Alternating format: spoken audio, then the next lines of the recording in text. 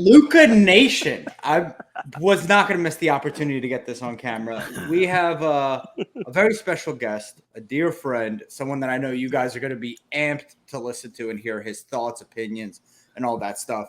If you haven't listened to this episode, please go back to August 2020 when we first had Lefkoe on for kind of the OG days of, I think you had a Kareem, PSA 8 at that time, a LeBron, a PSA 7. My apologies. But since that Good day, memory. I got to tell you, man, that's 2 years ago, bro. It's 2 years ago. And if I were to invest in cards, some cards would have done well, some would have done poorly. But if I could have invested in Lefkoe stock, I think it would have outperformed every single other asset out there in the market. So I'm really excited to catch up, hear your take on what's very going on. Overvalued. We're not actually bringing in the revenue that warrants that valuation. No, I'm just kidding. Listen, let me peel back a layer of this onion. We'll get this episode started the right way. Because on camera, for a minute, you just were filleted by the host. That was amazing. It was a great time. I was expecting to get destroyed, but instead it was like a warm hug. But before you logged in, it was, listen, the vibe I'm getting from Lefkoe is, of all the people we're gonna have on here, he might bail on us. He might not log in. So there you go. So start down. No, I'm a sucker. I'm a sucker. You got me. See, Andrew, I sat next to Cage at a dinner and he was telling me the stories of his litigation and tricks of the trade, and I thought I need more of that. I definitely was. I told him if I could define what I did for a living, it was I priced human suffering, which is just a horrible way of going through life. But that is what dinner were you guys at together? Collectible. But here was the best part, right? Is that who you guys are sponsored by? Yeah. Andrew was home. Pay you more. You're doing a great job. They should pay you more. I agree. I agree. We are doing a great job. I think they would agree with that too. But here's the best part. Sitting next to Lefkoe, for our listeners at home, I was able to talk so much and basically, keep him in his seat long enough. That was my goal because he was about to injure himself. And I'm going to set this up, okay? This was an interesting dinner. People were being called on. And we can get to that in a second, how, Alt was represented. Andrew had a plan. Andrew had a plan for this podcast. No, and Cage is like, I need to tell a story. So here's the story. The story goes this. Lefkoe was about to get up and talk about the greatest safety and how great it was to have such a great safety. Well, you know that Ed Reed was there. I was gonna do that after I see. Thank you. Yes, to get to the other side. That is why the chicken crossed the road, Adam. Thank you. You got to. But so now that it's ruined, podcast listeners, Ed Reed was sitting there, and this handsome chap was about to get up there and talk about the greatness of Brian Dawkins. So I saved him from being tackled in the middle of the dinner. There's my story. Lefkoe's a big dude. Lefkoe's a big dude. I don't know who would win that. I feel like I would win early on because he would not be expecting it. But then if he actually got upset, I would have no chance. But it was interesting because Ed Reed was sitting there and people were, talking about the future of the hobby, and they were debating, whether or not you should be taking lending against assets and what's the future of vaulting and marketplaces and all that. And I'm just sitting there going, I wonder what Ed Reed thinks about this. He is just sitting there soaking up hobby talk. And you know how hobby talk is. Eventually they've been saying things in their homes for so long that they want to share it with humans for the first time. That's right. And Clubhouse. so everyone has Live. It was Clubhouse Live, except instead of the rings like lighting up, people were just like, actually. And I was like, okay. Yeah, there was also like 35 people there, which is like 5 times as many Clubhouse. I'll say this. I wasn't expecting anybody to talk. And I think I thought the whole week was great seeing you guys hanging out with a bunch of different people, having nights like that, going out playing blackjack, trading cards, flipping cards, selling cards. I know that it's very popular to talk crap about Atlantic City, but I thought that overall it was fun. But yeah, I mean, I see Lamim's roaches, and it's tough. I'll hand it back to Andrew so he can get us back on track because, I'm difficult. You know this, Lefkoe. But you don't listen to our episode. You're a busy guy. I know you don't listen to our content. You might catch it here and there. But right after National, one of the things we did, because everybody was talking shit about Atlantic City and everybody was talking crap, hobby beef and you name it, was I talked about some folks who we were lucky to have in the hobby. And you were one of them. Because, you don't expect you to be you, honestly. You're on TV, damn it. And, you come on the podcast, you're approachable, self-deprecating at times. You let me make fun of your Crocs without punching me in the face where, you let me go off long enough. I'm making fun of myself. Everyone is at this dinner in like suits with no tie. And I didn't change. So I'm there in an Allen Iverson red shirt with Crocs on. Bright red. And I'm like, man, I am not fitting in. No, I appreciate you saying that. Seriously. But the true thing is I'm there for the cardboard. And well, you've been here 2 years. That's how Andrew started it off. That's the amazing thing. Like, when you came in, I'm sure people kind of had a sideways, eye, like, wow, what's this guy doing here? He's talking about cards on TV. How long is this going to last before we have the Lefkoe collection slab on the PWCC auction, and he's trying to cash out on his popularity as well. But it hasn't happened. It's funny. It's funny that you said this. I got a text from my brother today of a reminder on Facebook from 9 years ago that a movie that I produced in Louisville was fully funded on Kickstarter. I did a documentary about the rivalry between the Louisville-Kentucky rivalry. And I had done it on YouTube at first for free because I just like making things. And he's like, yeah, how many times have you watched that? And I said, I've actually never watched it. And he goes, why? And I said, well, it was the first time ever working with like an executive producer and a director. And I was helping get interviews and getting locations and helping with everything. And they released it early. They wanted to release it because both teams made the Final Four because they wanted to sell DVDs. And I remember arguing with them and saying, absolutely not. Like, we haven't even interviewed Rick Pitino yet. Like, there's so much more to make this movie that can last a very long time. And they went for the cash grab. And ever since then, I refuse to be a part of cash grabs. Because for me, I feel like you do a disservice to the people that actually mess with you. Like, my family helped fund that Kickstarter. You know what I mean? Like, they wanted to see the full movie. And so I think you're absolutely right. We had a time in everything in the 2020, 2021, where anytime somebody got involved with something, it was a pitch. It was, whether it was NFTs or cards or buy my lesson plan, everything came with a price tag. And for me, I kind of came in and I was like, these are the smartest sports fans I've met. It's a way that I can invest in my sports takes and also collect the people that I like. And I find most people to be kind. And my dad said something because I took him to the last day of National and he had no idea what was going on. And there was one part where we're sitting there and I'm looking at Eric's cards from Buy Nice Cards. And he's got a lot of cool 90s inserts like rubies and all this stuff. And Jeremy Lee is standing there and then Carvin walks up. And my dad is sitting there and he's meeting all these people. And I'm not even going to explain to him who these people are, right?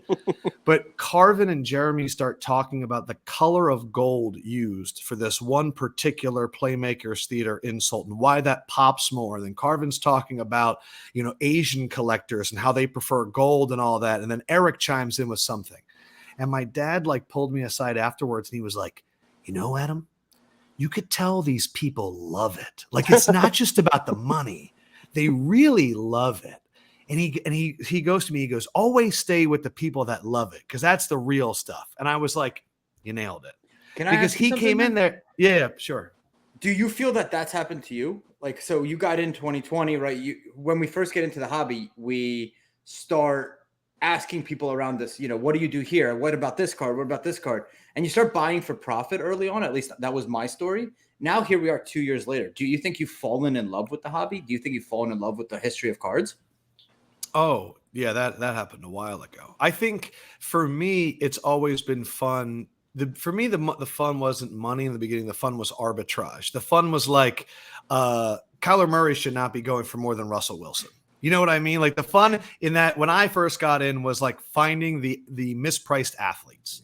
Like, I got into Dame Lillard right before the bubble. He dropped 60 and I was like, yes, I get it. This is what it could be.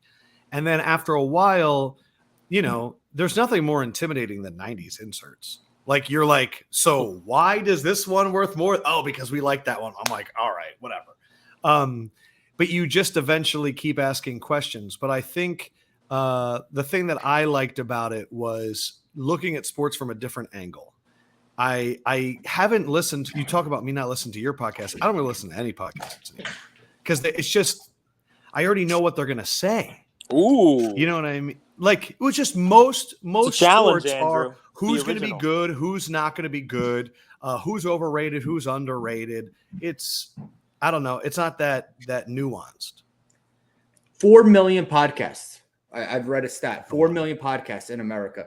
And I think, I wouldn't say all of them, but since COVID, there was a ton of people that started podcasts in the space. I'm curious. So you're on TNT, you were Charles Barkley, you were Shaq, Candace Parker, Dwayne Wade. How did they view this industry? What did they say behind the scenes that some people might be curious about? I know that Shaq is the most well-versed. I mean, he was in it with Ken Golden back in the early 90s, making his own cards. He's got the one card I always bring up where it's him 3 times. And I think he came up with the idea for that card. So I believe that was his idea for that photo shoot, was take 3 photos of me and overlay it. But I've shown him cards and stuff like that. Not that big of a response, I wouldn't say. Wade, when I showed him the Fleer trio, was when he got most excited. So him, Melo, and LeBron very young. I think he reacted to like Melo's headband a lot. So that one, he brought it out.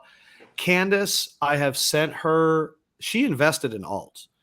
So I told her enough about it to where she was like, I do want to get into this space. It's just like, she's the most busy person I know, but I've sent her cards of herself, like pictures. She didn't respond. I sent her Card Collector 2 posted one time a picture of a Pat Summit card.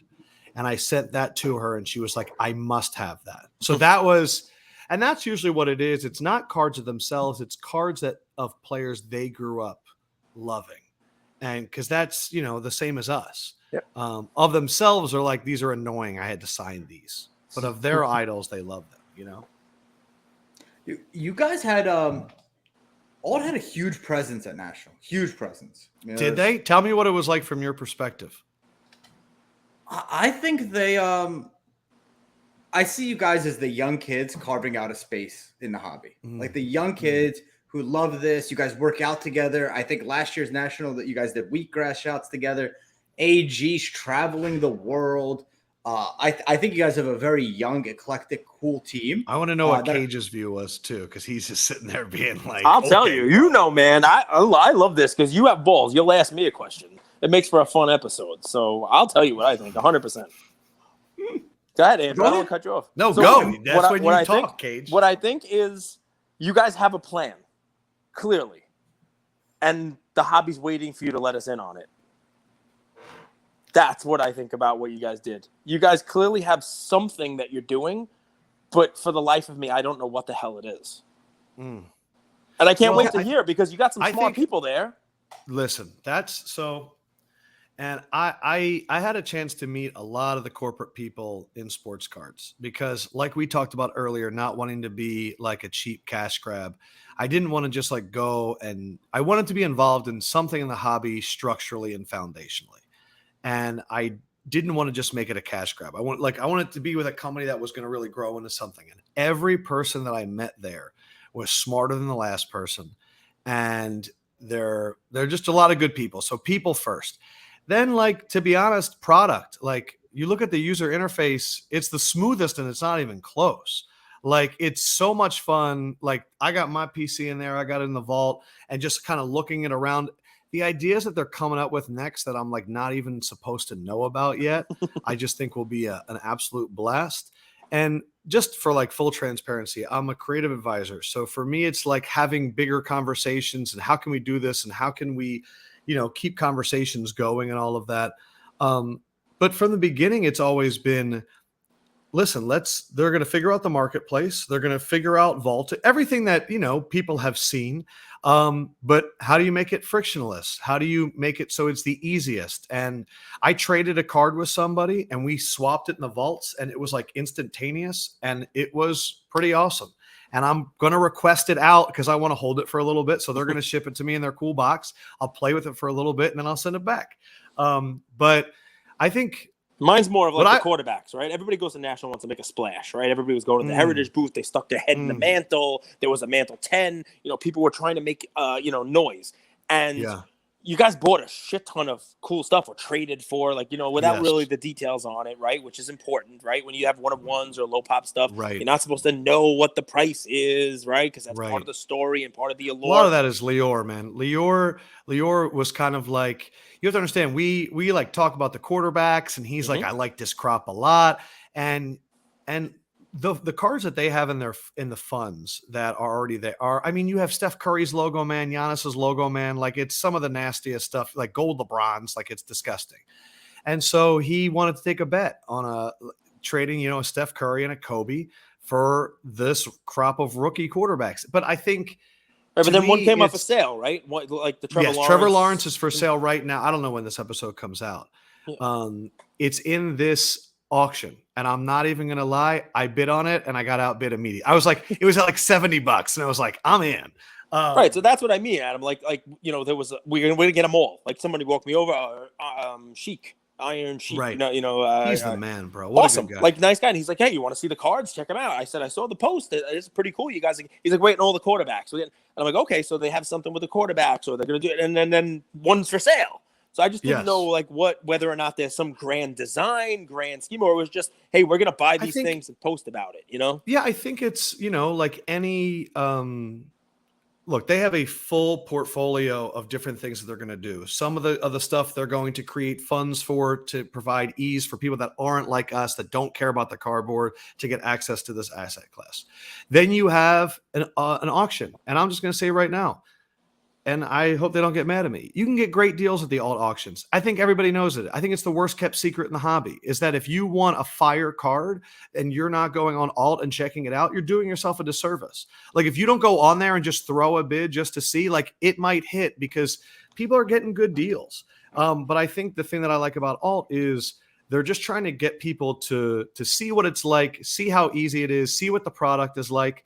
And, so I could see their marketplace is evolving, and I think the auctions will evolve with it too. I get excited too because I'll have my cards in there and it'll say somebody made an offer on an unlisted card in your account. So like I don't have a card listed, but somebody made an offer on another one, so I can kind of see what the marketplace is doing and all that. But that's cool. I think really what they're doing, bro, and this goes to what you said about smart. They're not afraid to take losses to get lessons.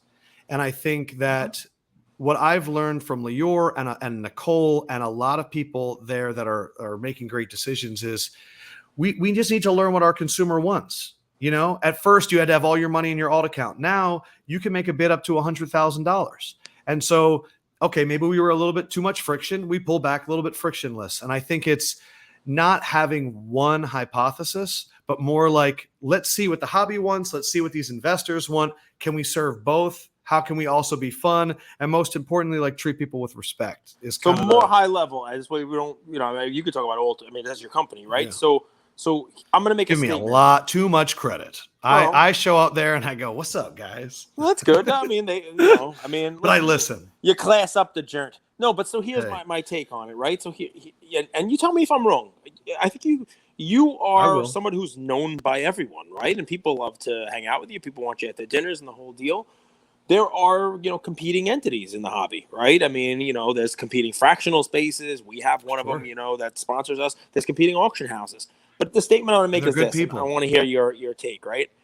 I think that if you put, the truth serum, the sodium pentothal into the bloodstream, right, of Ken and PWCC and Alt and Heritage and all these guys, I think in a moment of sanity, they would all be rooting for each other because everybody wants the bigger pie, right? Everybody wants this, Fanatics money and more stuff, and you name it, and just the whole hobby to grow.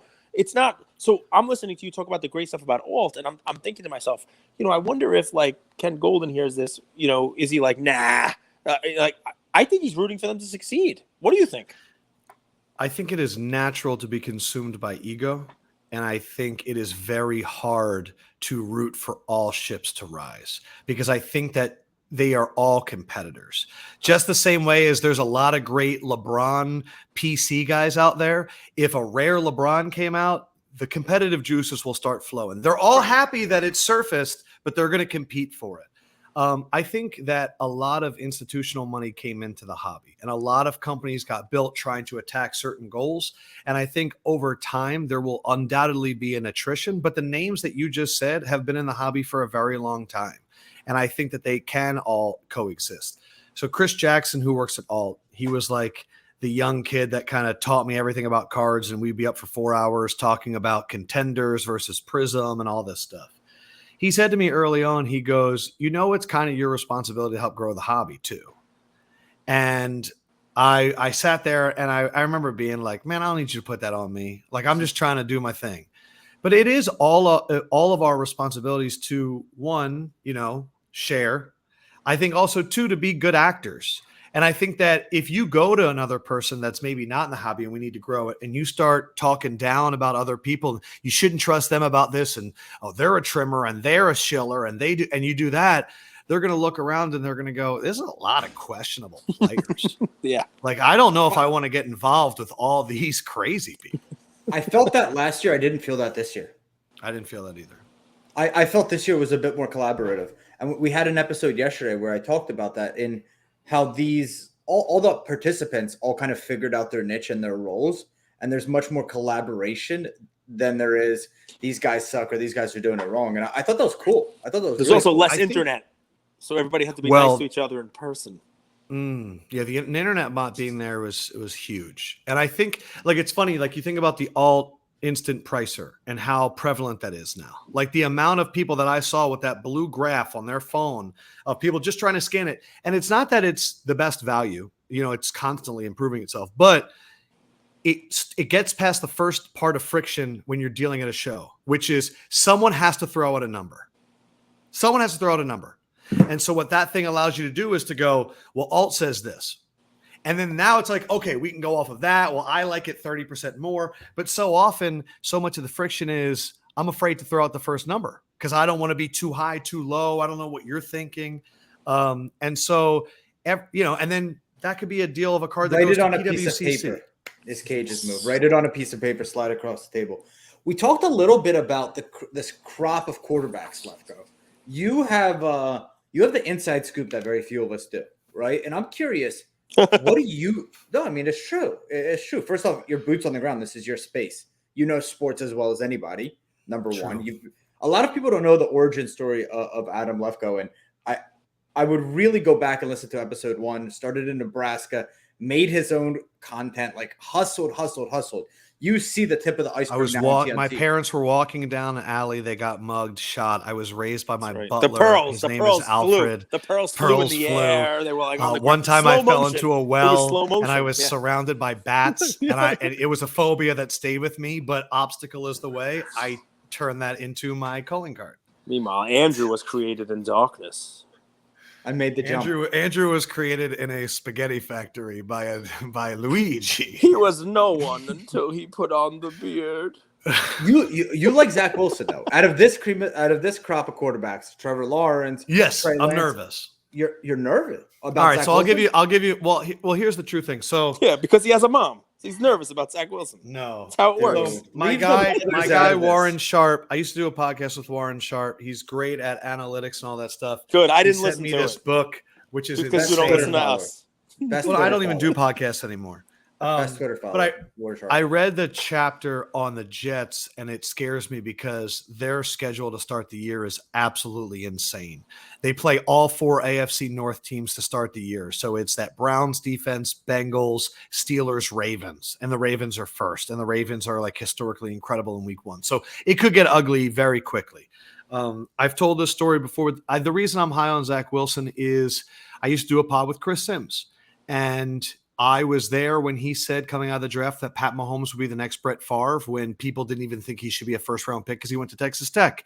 He was high on Josh Allen when all the media Just thought funny, he was right? inaccurate. Sims was a Texas guy, right? He wasn't even a Tech guy, so it wasn't even being a homer. Oh, Sims is more concerned with being right than he is with any of that nonsense. Because you have to understand, we did a podcast for 5 years where we didn't think anybody gave us any credit. And so we just wanted to be right. And we would remind you. And he was right about Lamar, and he was right about all these guys that I wasn't in the hobby for. And I always said the next time that he's high on a quarterback, because he was super high on Herbert, but by the time Herbert's cards came out, they were already selling for crazy prices because we all saw it his rookie year. And so this is the first time where he was super high on Zach Wilson, and the market was not that high on Zach Wilson. So I made a play because the thing that Sims has always been good at evaluating compared to other people is the importance of arm strength and the ease in which to throw the football. I will say this. The other guy that I think has a monster year is Mac Jones. And I think that Mac unfavorably is being kind of seen as a check down guy. And I think it all goes back to that Monday Night Football game where it was like 60-mile-per-hour winds and they threw it 2 times. And I think people saw that as a slight on him. But I have a feeling, even with those lack of weapons, he's going to be great. I still think Trey Lance. Right? Yeah, but anyone that's drafted Devontae Parker in fantasy knows you're going to get him for like 5 games, and you don't know when they're going to be. And they're going to be great. I covered Devontae Parker in Louisville.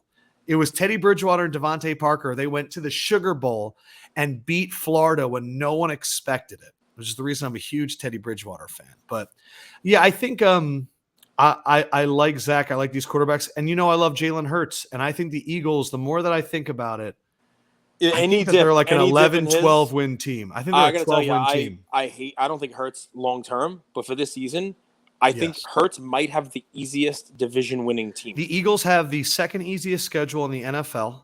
He wins the division, and his cards will be. I mean, they're ready. Run up a little bit. They were the number 1 rushing team in the history of the NFL last year. In the history, granted, they played 17 games. They have the best. I think they have the best offensive line in the NFL. I think they have the deepest D line in the NFL.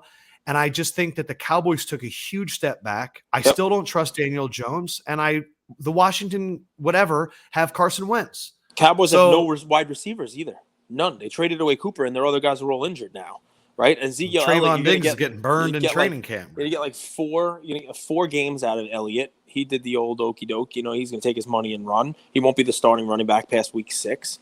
The Giants are not horrible, but that's about the best I could say about them. Yeah. Washington's going to Washington. I mean, the Eagles, you're right. 12-5, 13-4. I mean, they have an easy schedule. Well, now you're getting crazy. Just because of the division.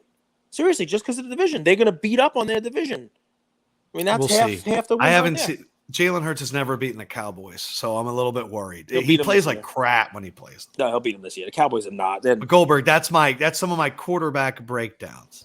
Well, so I'm curious. And people are sleeping on Mahomes, all right? Yes. Like, people are sleeping on Mahomes right now. But talking about sleeping on that, we had an episode this week, and one thing that I noticed at National was these influencers buying the Trey Lances, showing them to the camera, all that stuff. But then I'm like sleeping on, like, what about Aaron Rodgers? Like, his cards are pennies on the dollar compared to some of these guys we prospect on. He's still playing, so don't let's not forget that. You want to see worse than Aaron Rodgers? Like Matt Stafford's are like dirt cheap, and it's insane. I know, but this was before the tendonitis. Tendonitis in the off season. Yeah, I have to do a stream thing for Bleacher Report tomorrow to figure out who is the second GOAT of all time. If Tom Brady's the first, who's second? And I got a list, and there's, like 7 quarterbacks. I got a bunch of, Jerry Rice, Jim Brown, Barry Sanders, Randy Moss, all these guys. Aaron Rodgers made the top 20. I mean, Aaron Rodgers in that MVP year, arguably had the greatest quarterback season. Oh, Montana's on the list. Of course, Manning's on the list. But I'm saying, like, Aaron Rodgers is up there because he's one of the most talented. His touchdown to interception ratio is disgusting. Yeah, disgusting. It's amazing. He plays almost mistake-free football, but he's not the best quarterback to ever play for his own franchise. No. But you not everybody. I mean, you gotta in his own franchise. He's better than Brett Favre. Mm-mm. He is. No, if you're gonna put Rodgers up there because of his one sick year, Brett Favre had 3 sick years in a row. Cage, where no one touched him. Hold on, Aaron Rodgers just won back-to-back MVPs, and I'm not even talking Drop it about on those him. years. Do you know how many Favre won in a row? I get it. But I'm just saying that this is, if you were going to compare Brett Favre and Aaron Rodgers, one's a mistake. One makes no mistakes. I get it. Exactly. I get and it. that's all. But I would say they both have incredible arm talent. I would say that different league. They weren't throwing as much when Favre was playing. It didn't start yet, that craziness. And yes, Rodgers plays mistake-free football. He gets the ball down the field.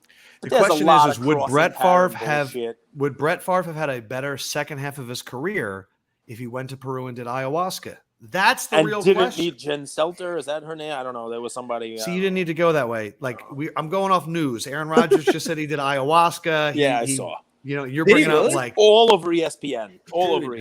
Yeah. He did ayahuasca and then came back as the world was being shut down from pandemic, and then won 2 MVPs. Yeah. And then he does the ghee stuff. He puts like butter up his Do you know how good I don't know what this podcast would be if Cage went and did ayahuasca and came back? I invited him to here's the thing, I would for never 2 come years. back. I would just stay him on for 2 years to eat toads and stuff. That's so what he Cage, says. you'd be like, I have a family. Not anymore. Not anymore. I live in a forest now. I'm one with the trees. Lefkoe, what I loved about your national experience, you were always there. Like, you know, like I think of you as a celebrity. I think the hobby does as well. You know, sometimes celebrities come, they do photo op, and they bounce. You were there trying to find like a backdoor entrance to trade night. Dude, like, that was amazing. I mentioned that, right? You found the back door into trade night for us. I did. Like, because the lady was like, "You're not allowed in. You're past capacity." And I was like, "Follow me if you want to get in." They saw the German brothers like 100 yards away. Lefkoe sprinting. He's like, "Where are they?" He goes out. Who left an impression on you? Whether it's a person, a booth, a business. You just mentioned the Croatian twins. I am one of the biggest fans of the Croatian twins I've ever met, because what I think we all love in life is people that truly give 0 Fs. I think it's rare. It's true. And I think National is a great reason of the opposite of that, where people hold grudges all year and then see each other and are like, sure, let's do a selfie. And you're like, come on. But they seemingly do not care about so many things that people care about that have gotten in the last 2 years. They don't care about pop reports. They don't care, you know, like my man's got a huge Antoine Walker collection. They're looking at the art of the cards. They were collecting PSA 1s. You know what I mean? So, and I really like their art. Like I thought Ivan's art is phenomenal. In terms of other people that I met that gave a lasting image. I'm here. I was just He's showing, thinking. He's thinking. They hooked it up real hard. For a Whatnot show. They hooked it up with all these like little stickers. Yeah. And we throw them into the packages for our community. People love them. I know who I'm going to give credit to. I'm also going to give credit to my guy Zablo, because I think that while a lot of people can talk about Atlantic City and stuff, him putting together that night on Monday and then organizing a bus to get everybody down there, I think is really what the hobby's all about. And I think you talked about all the corporate money and all that stuff. The fact that everyone is trying to make $1, and this man has created the only place where you go where you don't feel like you're being sold anything, I think is very rare. And I think that a lot of these companies could use a lot of their goodwill. That I think putting the Bleecker Trading name on something does matter to people. It's almost like a badge of like trust, like we're in it for real. And I think that a lot of places should be holding events there, because there's a lot of collectors on the East Coast with nowhere to go. And so I just shout out my guy Zab, because I thought what a you know, even when that kid got lost, and I don't know what the story was with that, he's out there being like, we got to find him. And I was like, man, what a good guy. The more I hear about that story, the more I think that kid is a legend. This is how I heard it. So there's always a change of shifts, right? So there's ladies that clean rooms, right? And there's a change of, so he didn't have a room. What you could do is, let's say you have a date, you don't have a room, you don't want to go home, so you're like, I got us the penthouse suite. So go up to the top of Bally's penthouse area. He went to the penthouse? The maid goes This is right. Andrew's version. You and the lady go to the left. You have yourself an evening. This is the on-screen adaptation. Do not disturb. So you sneak in when the room's being cleaned? Yeah. Got to do what you got to Maybe do. slip her 100? You got to take care of who you got to take care of. That's what you think happened? Oh, I know it happened. And I don't even think there was just two people there. I think it was him and two ladies. So you better quit. Yeah. Maybe we'll get him on. Maybe we'll get him on to tell the story. We'll see. We love all the best part of that. We were with him a couple hours. We were last with him. Like his phone, the last pictures in his phone were us. We're like, the Atlantic City Joe Montana. The video's gonna make it out there. There's a video, so good for the kid, man. Isn't that? Here's my question, Lefkoe. You ready? That's one of the top national experiences you can have. Then the whole world's like sharing your picture, being like, "Find this innocent young man." He's McLovin. He is McLovin when the cops run in. That is him. I was home Get trying your to help hands him out off also. me. So here you go. We didn't see you cigar night. When we host it, I felt bad. When we host cigar night at the NBA All-Star game, you gonna come? You're gonna do it in Salt Lake City this year? We're gonna do it at the Super Bowl.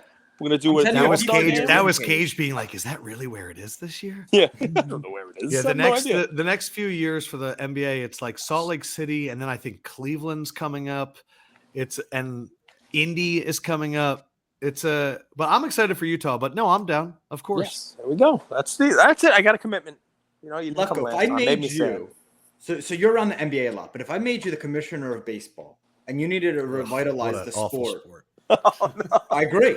I said that I think that sport, if they don't make massive changes in the next 20 years, that sport's going to be gone or a distant fifth, sixth sport in the world.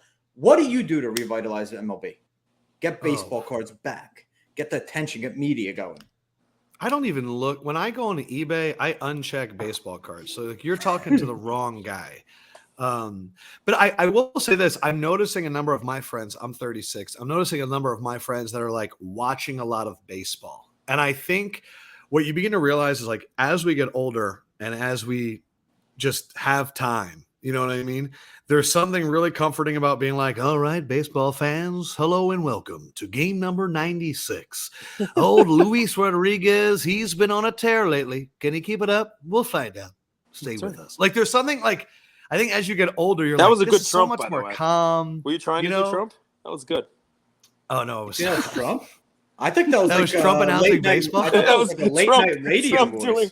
Maybe he'll steal second. Maybe he won't. I don't know. That was Trump doing the 2003 Arizona Diamondbacks game. Is what it sounded like. That Randy Johnson. Lefkoe, I mean, obviously you have a talent like that voice. Like there's nothing, no one could, work all day to have that voice, that TV radio voice. Was there someone that you looked up to as a kid that you're like Vince Scully passed away this week? Voice related or just overall TV? Overall TV. I have a name. You can answer both. Whichever way you want to take it. Well, no, the funny thing about voice is you never think your voice is good because you grow up listening to there was this dude that used to call Sunday Night Baseball, Jim, but he would do the Giants, and he had the deepest voice ever. And it was like, hello, baseball fans. Or like the Kansas City Chiefs guy, touchdown, Kansas City. And you're like, I'm never going to have that. And so it's weird. I think it's a little bit like when you're like, I had a growth spurt late in high school. And I remember when I got to college and the first time a girl was like, oh, I think you're cute. And I was like, I have never heard that before. And it like kind of shook you. You know what I mean? Kind of like when someone goes, you have a great voice. And you're like, I've always wanted a different voice. Somebody, though, that I always wanted to emulate their career was Ahmad Rashad, if I'm being honest. Because when you're a kid growing up, you're what I loved Chris Berman and Tom Jackson. I loved Stuart Scott. But Ahmad Rashad was hanging with Michael Jordan at the golf course. Ahmad Rashad was smoking a stogie with Magic Johnson.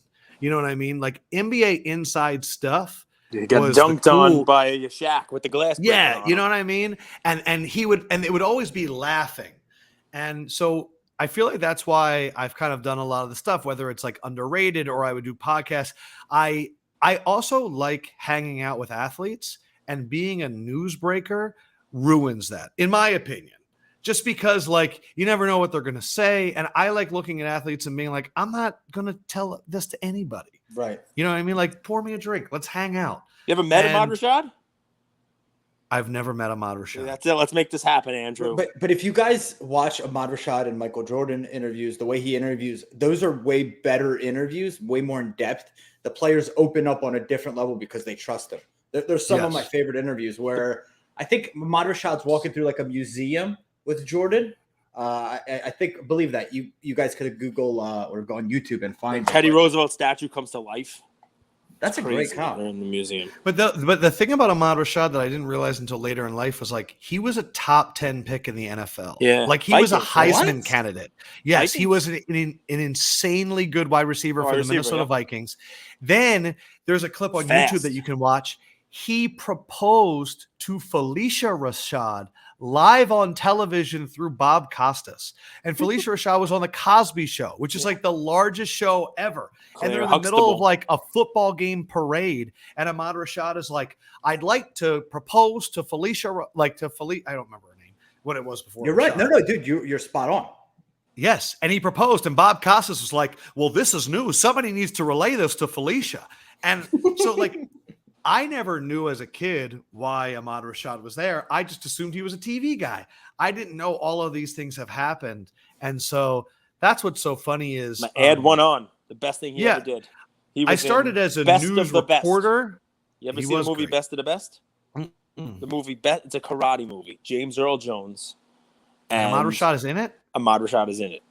He's in it. Karate movie. Oh yeah, man. Take it. Ahmad Rashad is in karate? It. No, it's better. He's basically playing himself, but he's like pretending he knows karate as he's announcing like the world championship. Man, what a kick. What's his name? Eric Roberts, pound for pound, one of America's finest actors. He's in it. Chris Penn, Sean Penn's brother, he's in it, plays Travis Brickley. What was Eric's last name? You said that was Eric great Roberts. actor? Eric Roberts. Julia Roberts' brother. I was making a joke, Actor. pound for pound. Julia Roberts. Her brother, Eric Roberts. Oh, yeah. Best of the best. A team. He plays a good can't creep. Be a team if they don't give a damn about each other. So Ahmad Rashad is great because you know these guys, they pretend like they know what they're doing. He gets up there and he's like, "Oh, Tong Sung Moon is using a very rare ridge hand technique to break the bricks," and I'm like, he don't know what the hell he's talking about. Yeah, so it's my Ahmad Rashad. Last question for you, because Lefkoe. So you have a million opportunities out there, I imagine, right? You could take a million paths. Do you see yourself in 5-10 years as a media personality? As a Stuart Scott and a Ahmad Rashad, that path? Or do you see yourself carving out kind of like The Volume with Colin Cowherd and going into the business side of things? It's interesting because the landscape changes so quickly. Like, I would say right before pandemic, I would say the entire media landscape changed because of an influx of gambling and betting capital. I think a lot of media was in trouble, and suddenly FanDuel, DraftKings, PointsBet, Caesars, all these places were competing for market share. And so you get these weird little booms and then everything adapts. I was talking to a company today that their entire media plan is centered around YouTube because that's where people watch. 5-10 years ago was how do we get people to our platform? So for me, it's like I always want to stay current. I think what would be great, Andrew, if it could be nice, smooth sailing, which it never is I'd love to build on to what I'm doing at TNT currently. I think TNT is one of those brands where, and those places where it really is like a family, and it means so much to me and what I grew up watching, you know what I mean? Like Barkley and Ernie and all that, like it's iconic. And so simply to be a part of it right now is a dream. I really hope in this next contract negotiation with the NBA that they see how important TNT is to like the storytelling of the league. For sure. That's in like 2024, 25. And so building out that show and keeping that for the next generation, a place where you turn it on and it's not just highlights and debate. It's also like, let's just hang out and watch sports and have a great time. But I will say that I love leading creative. I love producing. love thinking of media plans holistically for like companies and like going, okay, I love building communities. Like one of the things that I loved doing a podcast was building an audience, but by always rewarding them and not making it a one-way street, but like creating that ownership. I think media is going to change a lot in the next 10 years. And I think right now we're in the influx of athlete driven community-based content where you're getting a lot of former athletes starting their own shows and launching their own podcasts and getting paid by these media companies. JJ, Pivot, Draymond Green, all the way down the list. Yep. And I think the question for a lot of them is, are they going to want to do this for a long time? Because it is tiring. Everybody has that initial boom where everyone's like, insert player's podcast is so popular. And after a while, like, when you start having to call your friends to book as guests, you guys know what it's like. And it starts being like, I have to do the show. Like, I think the reason Pat McAfee has been able to have so much energy, he does it with like 10 of his friends. And so it's not all on you. It's not, you might not even have something that day, but someone's going to say something dumb and we can riff. I think people need to have teams. And I'm seeing a lot of 2-person podcasts. Can they check their egos? Can they make sure to not get competitive? What about revenue share? Like this is, we just saw Desus and Miro break up. Like there's a lot of, it's hard to last that long. I'm seeing YouTube Shorts being a thing that's very big right now. There's subscription content and will people be ditching television so it just changes so much. But most importantly, I just want to make sure that I'm communicating about the stuff that I want to talk about with the people that I would want watching my stuff, if that makes any sense. Draymond's interesting. I'm curious to see how he evolves because it's all him just going to his like hotel room and just chatting. Listen, he's already TNT, and I would love to work with him because I think that he's one of those energies that like, man, that must be interesting for Steve Kerr to try and focus. You know what I mean? Like, because that's the thing when you're a host in that regard, it ain't about you, and so I read this story one time about how players love playing with Rondo because he learns in their shot movement their favorite place to catch it. And that's what I kind of think as a host. It's not my job to look smarter than somebody or, if somebody ever says a word wrong, I'm not the one correcting it because I'm not going to be that guy. Like, that's just not, how to win friends and influence people. You don't want to make people look stupid in there. You have a great mentor too, Ernie, right? Like, I mean, who better to learn from than Ernie Johnson? I always say so. It's sometimes easier to learn from bad teachers because they show you what not to do. Where Ernie, I'm just sitting there and I'm like, he makes it look so easy, right. But that's what I feel with Andrew. I mean, I get it. I get it. He makes it look so easy. I'm like, the thing you learn from Ernie is the power of writing. That Ernie is very thoughtful. And a lot of people go on TV and they go, let me be raw. Let me make it up on the fly. I pay money to go see Nope because I know it took them 2 years to make it. I don't pay money to listen to a podcast because I know that most people are going in there and saying whatever's at the top of their mind.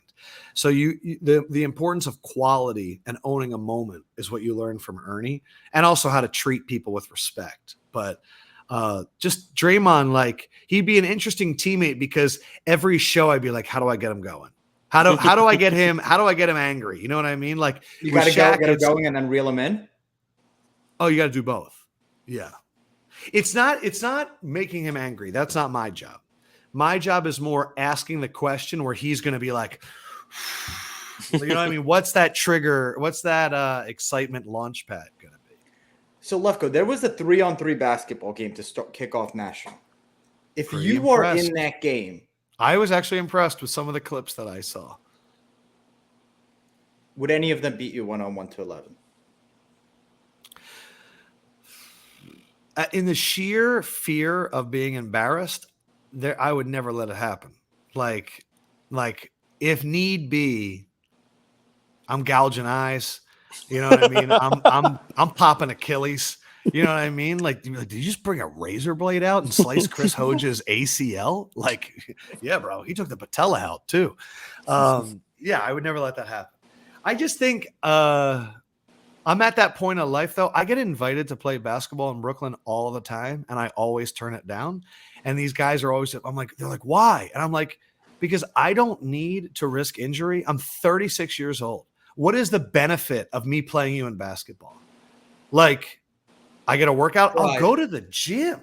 You know what? I'm scarred, Andrew. There was a Bleacher Report event a few years ago, and we were playing flag football. We were all going hard, and this dude popped an Achilles. And it was like a 1.5 year rehab. And I just remember after that being like, nope. I'm trying to start a family soon. I got to travel for work. Like the last thing I need is to be like rolled into the desk to sit next to Shaq. Like, so I know this is kind of corny, but my mind I've become an old man. I witnessed it. Well, you got to know your moneymaker, right? You got to know your moneymaker out here. Like, I know. Who cares if you blow out your Achilles? You've already given up. You wear Crocs. It's true. I've already flown the white flag. Cage, you were very gracious this episode. You let me ask a million questions. No, dude, listen, I can't butt in while he's talking about how it's not the host's job to look smart. He's basically telling me to shut up. He's basically like, hey, be quiet over there, asshole. I think we're in an interesting time with content in general. So like one of my favorite interviewers is Nardwar. And if you've never seen him, I implore you to look him up on YouTube. Nardwar. He's a radio DJ out in Canada. He interviews a lot of rappers, and he interviews them by giving gifts. And they don't know what, but he finds like the samples for their songs, and he gives them the original vinyl. And for the ones that really know how their music is made, it creates such a cool conversation. I think we're at a time now where people need to start thinking of different ways to interact with guests. It can't be just, and I'm not saying this about you guys, but it can't be just tell me about your journey. You know what I mean? Because it needs to be, it's like Hot Ones. Hot Ones has a different way of doing it. And I think the hook. I don't know, man. I've been racking my brain on it for a little bit of just trying to think of a different way, because your podcast is not about making your guests seem smart. I think like what I like about what you do, Cage, is it's like it doesn't feel like a safe space. And I think that's important. Because it's a different energy. You think that Larry King era in the 60s, 70s, 80s, where it was like he kind of felt like that he created a safe space where people would come in and open up. I don't know, bro. He used to ask hard hitting questions. But Lefkoe, here's the problem though, right? Okay. I go out there. People want to take pictures with me. People have podcasts. People are like, oh wow, it's Cage. They're talking about all the podcasts. I don't get invited on other people's stuff. Other people's podcasts. I think it's because I don't provide a safe space. And the last thing somebody wants is me to create an unsafe space on their own. Whose podcast are you disappointed you haven't? It doesn't matter. No one has asked. I was on like one wrestling. I would love to see Cage on the crossover, because we've had Chris and Josh here. But it's that home and away, right? It's that home. That would be fun. I'm excited to see how they're hosting and Cage is the guest, how that dynamic would change. They're the same as. I'm kind of an idiot though. Like they're very smart. They're very like academic. So look, I always bring it up because it impressed me. Ho, when I was doing a podcast for Bleacher Report, Ho's got on as a guest because he sent me an email with 5 topics that he felt good talking about, with detailed breakdowns and like almost headlines. And I think this is just like a thing for all people. Like if you really want to be on other people's podcasts and stuff, solve problems that they didn't even know they had yet. Like, come on, be like, hey, I have an idea for, like, I'm not even kidding. I'm going to do this to Dan Patrick as soon as I get off of this. I'm going to hit him up and be like, hey, I have an idea for a segment. I'm just going to pitch something, because they might say, yeah, no. But if they go, damn, you're coming out with content for us. And then what if that becomes like a weekly thing? But that's just a way of reverse engineering you becoming a guest on a podcast. You've always done that. Because you always say I should do the cage segment, the cage match. Ask somebody a really uncomfortable question. Tell them they're going to step in the cage. They don't. I watched you do it at the dinner. Yeah, I did. Who did you ask a question? What was the question? He didn't even do it, Andrew. They're going around and being like, let's get input from people in the media. And they like look at me and I look at my Crocs and I'm like, not this guy. And Cage is like, I'll take it. He just goes up there and he's like, I'm not going to say, I don't remember exactly what he said, but he was like, that company needs to work on those things. You should invest in better products and you should do this. And everybody was like, but everyone's like, I guess he's telling the truth. Very authoritative. And in one sentence, I managed to insult 3 people in the room about their collections. They all came over. What are you doing? So last question, I'll let you go. So did you ever watch Entourage, Lefkoe? In the beginning, I watched like the first beginning. 2 seasons, and then all those shows, once they start going too much into like, what are you doing here, Ja Rule? Then I was like, okay, I'm done. He's planning. Well, Planning anyway, music festival. we're humans. We all have our emotions. Sometimes we're not feeling it. Do you know how Johnny Drama before an audition, he would go, oh yeah! What is your version of that when you're not feeling good and you need to go out on TNT and bring it? Okay, so I used to do this when I was in Louisville. I remember doing it for the first time. If you take a pen or a pencil and you put it in front of your teeth, it is the same shape in which a smile is formed. And it is scientifically proven that when you smile, dopamine is released and more positivity comes out. So when I was doing local news in Kentucky and I was like, what is happening with my life? I would go like this, and it makes you like whatever. Also, a lot of times what I would do is I would make myself laugh like 3 seconds before I went on air. So it'd be like in Kentucky, it would be like, and make sure you come down to Raymore and Flanagan for the new Lazy Boy combo at only $9.99. And then it would dip to black, and then I would go, and then it'd be like, bam, bam, bam, bam, sports. And then I would come on, and I would be laughing, and it was like a different starting point. Whereas if it starts off when you're sitting there, you're like, hello, everybody. And it's like weird. It's like I'm at a whatever. But if you're coming on, you're like, we are in the action. It's just a different launching point. If I'm on set with people, so like TNT, when they're like 15 seconds, I fist bump everybody.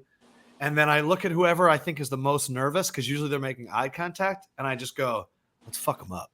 And then they laugh because they're like, we're doing television. Like, that was completely unnecessary to say. Like, we're not facing anybody. We're not beating anybody. And then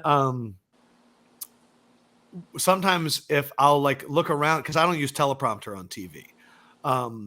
And I'll make eye contact with like somebody while I'm doing the intro. So like, let's say they're showing over an arena, and then they're showing like Kevin Garnett walking through a tunnel. I don't know why Kevin Garnett would be there. But like I'll make eye contact with like Candace, and I'll be like, all eyes were on Staples Center tonight. And then she'll just like start laughing because personally, I think what was always great when I watched NBA on TNT is it felt like we were just watching people hang out. Right. And so I really try to remove as much TV bureaucracy nonsense as possible. You know, I don't want to say hello and welcome to NBA on TNT to welcome. You know what I mean? It's like we're already having fun. You just came late. Welcome to the party. So I do that stuff right before I go on air. I think our audience got their money's worth today. We started off talking, about businesses, corporate, how they're doing things in the hobby and how they're working together. We had some laughs in the middle, and that last 20 minutes, what's cool is so many people in this hobby are influencers, are podcasters, I think we're all in one way or another television personalities, because now 100%. This is the median that we deliver our message. So there's so much tactical stuff, like this little one, like putting a pen in your teeth, it makes you smile. It'll help tricking your brain into thinking it's totally dopamine. I love it. I like it. It's an interesting. I think, and the thing to always remember too, I got a little Machiavelli quote for you. Ooh. A sign of intelligence is an awareness of one's own ignorance. You'll never completely have anything down, and I think that the key to all of us, to making content, to being good at building a PC, to building a company, all that, is to always remain curious. You have not figured it out. It is not over yet. You haven't, not even Carvin knows everything. Okay. Even though he's, knows everything about cards and what stock they are. And I think it's the just exploring and having fun is the reason we got into all of this. We did not start a podcast in order to please sponsors. You know what I mean? You didn't start collecting cards to pay for a house. Certain things just kind of came with it, but I check out, if I guess I came here as an alt representative. I sometimes forget that, but I would say check out this auction. There's a lot of good cards on it. The other card that I secretly won is this Contenders Championship ticket, 1/1 Tyrese Maxey. I think cool card. he's a badass. And talk about fun. The dude that always has a smile on his face. He's brought a lot of joy to that team. I saw a clip of him doing an interview that said he works out at least 2 or 3 times before 11 a.m. Yep. And he single-handedly got James Harden to try.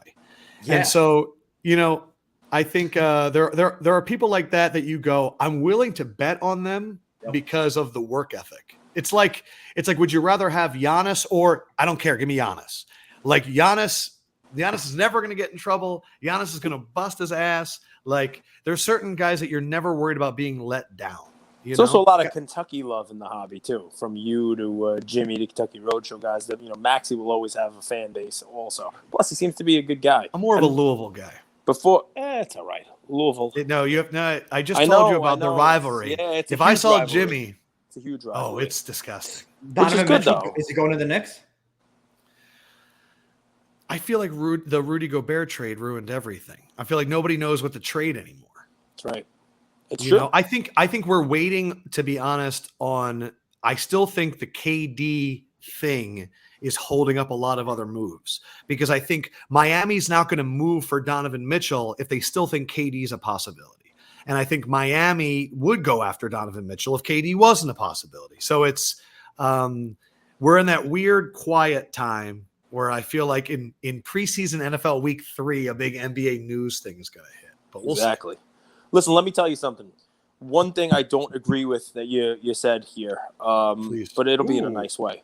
You said, at the end here, you forgot basically that you came on as an alt representative. So let me talk about this, the whole deal we talked about, behind the scenes, you name it. My correction for you is, I think by you being you, by doing this type of content, by telling these stories and giving the folks who are listening to this that kind of an episode, the kind we've never had before, the kind I've had more fun here than I probably have had in a long time. I think that makes you a very good representative of alt because I think it's what they're trying to put forward, right? People are supposed to be having fun. It's a hobby. We're supposed to be having fun on it. So I think, instead of being a stuffed shirt, instead of pushing, you name it, you just being you, I think is the best representative that you can be for alt. So keep that up. Man, I'll tell you what, we need to cuddle after that. That was. Thank you all for listening to another episode of Lucas, Tigers, and Bronzo My. I wanted to tell you about a new service that we have starting as of today, and I'm really, really excited to bring it to you guys. So as a part of our partnership with SGC, we got 50 free submissions every single month, and many of you have taken advantage of that. And it's amazing that we could have the opportunity to 650 episodes, 675 episodes in, to go ahead and give back to our community.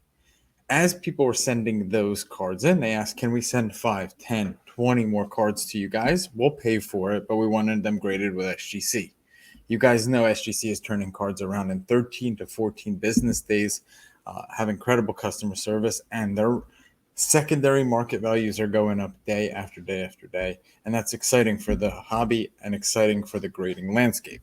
So we didn't want to just rush into it. We wanted to do it right. And what we did was I relocated here to Boca Raton, Florida. I opened up a P.O. box maybe 5 minutes away from SGC, and I will be hand delivering and hand picking up the cards. So you don't have to worry about anyone else touching your cards. It will be me, and I will update you every step of the way. So here's how it's going to work. I'm going to personally pick up the cards from a P.O. box, prep them, new card saver, new penny sleeve, and deliver them to SGC every single Tuesday. Why Tuesday?